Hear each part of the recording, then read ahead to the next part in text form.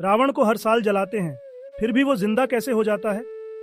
नमस्कार दोस्तों, क्या आपने कभी सोचा है हर साल हम दशहरा पर रावण को जलाते हैं, लेकिन फिर भी वो अगले साल फिर से जिंदा हो जाता है?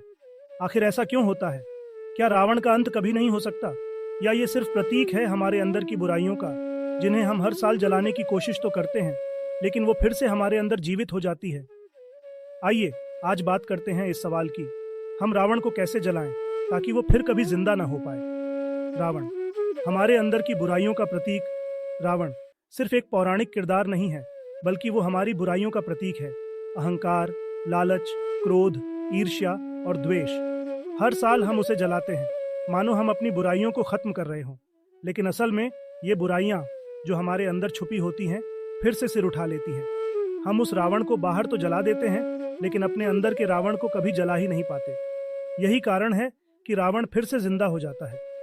अब सवाल उठता है, क्या हम कभी इन बुराइयों को पूरी तरह खत्म कर सकते हैं? और जवाब है हाँ, लेकिन उसके लिए हमें सिर्फ रावण के पुतले को जलाने से काम नहीं चलेगा।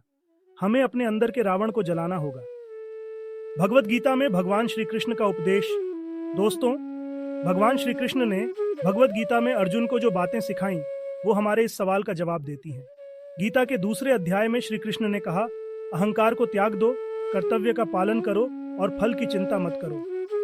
ये 3 बातें अगर हम अपने जीवन में उतार लें तो हम अपने अंदर के रावण को जला सकते हैं। रावण का सबसे बड़ा दोष क्या था? उसका अहंकार। उसने सोचा कि वो सबसे शक्तिशाली है, उसे कोई हरा नहीं सकता, लेकिन उसका यही अहंकार उसे विनाश की ओर ले गया। श्री कृष्ण ने कहा है, अहंकार ही इंसान को पतन की ओर ले जाता है। अगर हम अपने अहंकार को त्याग देंगे तो हम अपने जीवन के कई रावणों को पहले ही खत्म कर देंगे। लालच और क्रोध का अंत कैसे करें? भगवान श्री कृष्ण ने गीता में यह भी कहा है कि क्रोध और लालच इंसान के सबसे बड़े शत्रु हैं। जब हम लालच करते हैं तो हम अपनी इच्छाओं के गुलाम बन जाते हैं, और जब हमारी इच्छाएं पूरी नहीं होती तो हम क्रोध में आ जाते हैं। क्रोध हमारी समझने की शक्ति को खत्म कर देता है।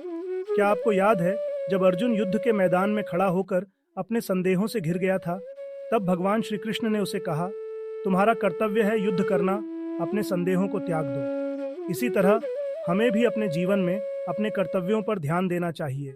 लालच और क्रोध से दूर रहना चाहिए, क्योंकि लालच और क्रोध रावण की तरह हमारे अंदर ही हमें खत्म कर देते हैं।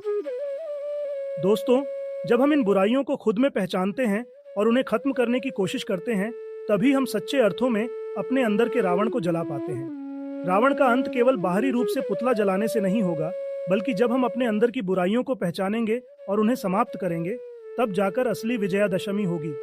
श्री कृष्ण की सीख, संतोष और ध्यान की शक्ति। भगवत गीता में श्री कृष्ण ने यह भी कहा है कि संतोष और ध्यान की शक्ति से इंसान अपनी इच्छाओं और बुराइयों पर काबू पा सकता है। जब हम खुद से संतुष्ट हो जाते हैं, तब हमारे अंदर लालच और ईर्ष्या खत्म हो जाती है। ध्यान करने से हमारे मन में शांति आती है, जिससे क्रोध और द्वेष जैसे भाव हमसे दूर हो जाते हैं।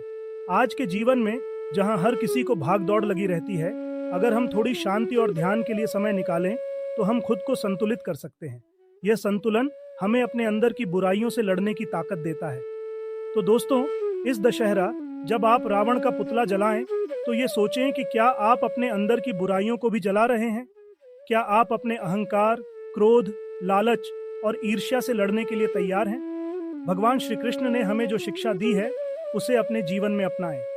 ध्यान करें, संतोष में जिएं और अपने कर्तव्य का पालन करें, क्योंकि असली रावण वो नहीं है जो मैदान में खड़ा है। असली रावण वो है जो हमारे अंदर बैठा है, और जब हम अपने अंदर के रावण को जला देंगे, तभी हमारा जीवन सही मायनों में सफल होगा। धन्यवाद दोस्तों। अगर आपको ये वीडियो पसंद आया हो तो लाइक करें, शेयर करें और चैनल को सब्सक्राइब करें। और हाँ, इस दशहरा अपने अंदर के रावण को भी जलाना न भूलें। जय श्री राम।